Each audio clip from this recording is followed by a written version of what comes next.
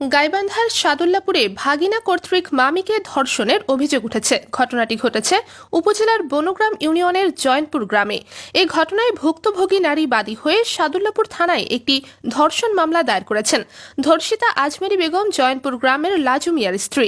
অভিযোগ ও পুলিশ সূত্রে জানা যায়, স্বামীর দ্বিতীয় বিয়েকে কেন্দ্র করে দীর্ঘদিন ধরে লাজু মিয়ার সাথে তার স্ত্রী আজমেরী বেগমের মনোমালিন্য চলে আসছিল। এক পর্যায়ে তার স্বামী দ্বিতীয় বিয়ে করে ওই স্ত্রীকে নিয়ে অন্যত্র বসবাসের সুযোগে প্রতিনিয়ত আজমেরী বেগমকে কুপ্রস্তাব দিয়ে উত্ত্যক্ত করে আসছিল স্বামীর জ্যাঠাতো বোন স্মৃতি বেগমের ছেলে ভাগিনা ফাহিম।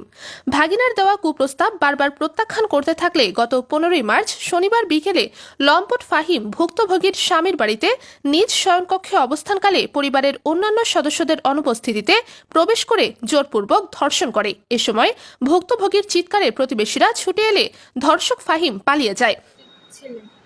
কে ধর্ষণ করছে? ফাহিম, ছেলের নাম ফাহিম আর ছেলের মার নাম স্মৃতি বেগম। আর বাবার নাম কি ছেলে? আর বাবার নাম লতিফ।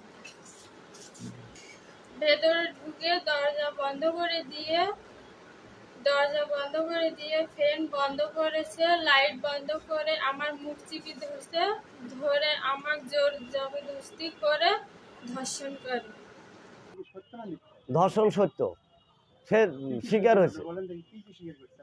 আমার কাছে স্বীকার করছে যে যে ভাই আমি ঘরে ঢুকছি, ঢোকার পরে সে হুট করিয়ে আমার ঘরে আসি ঢুকছে, ঢুকিয়ে ভেতর থেকে হুড়কে লাগাইছে। ফাহিম অর্থাৎ আমার ভাগ্নে, আমার জ্যাঠাতো বোনের ছেলে। তারপরে সে জোরপূর্বক তাকে ধর্ষণ করছে। আমরা তার সুষ্ঠু বিচার চাই। অগ্নি আর সংসার করে না বউ নিয়ে, তাহলে এই মেয়েটা কোথায় যাবে, কি করবে, কার কাছে যায় দাঁড়াবে? ওকে আমার মারধর করছে, বলার মতো নাই।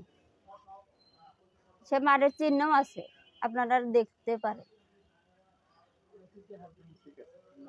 পরে ধর্ষণের বিষয়টি স্বামীকে জানিয়ে স্বামীর জ্যাঠাতো বোনের ছেলের কুকর্মের বিচার চাইলে উল্টো স্বামী ও তার জ্যাঠাতো বোন ক্ষিপ্ত হয়ে ভুক্তভোগী নারীকে শারীরিক ও মানসিক নির্যাতন করে। এই ঘটনায় সাদুল্লাপুর থানার ওসি তাজউদ্দিন খন্দকার জানান, ধর্ষণ সহ ভুক্তভোগী নারীকে শারীরিক ও মানসিক নির্যাতন করায় মামলা দায়ের করেছেন। ঘটনার সত্যতা ও সুষ্ঠু তদন্তের তাগিদে ডাক্তারি পরীক্ষার জন্য ভিকটিমকে গাইবান্ধা সদর হাসপাতালে পাঠানো হয়েছে। মোসাম্মদ আজমেরী বেগমকে ধর্ষণের বিষয়ে আমরা একটি অভিযোগ পেয়েছি। এই অভিযোগ সংক্রান্তে আমরা সাদুল্লাপুর থানায় একটি মামলা রুজুর কাজ চলমান আছে এবং ভিকটিমের মেডিকেল পরীক্ষা সহ আসামি গ্রেপ্তারের বিষয়ে আমাদের তৎপরতা অব্যাহত আছে।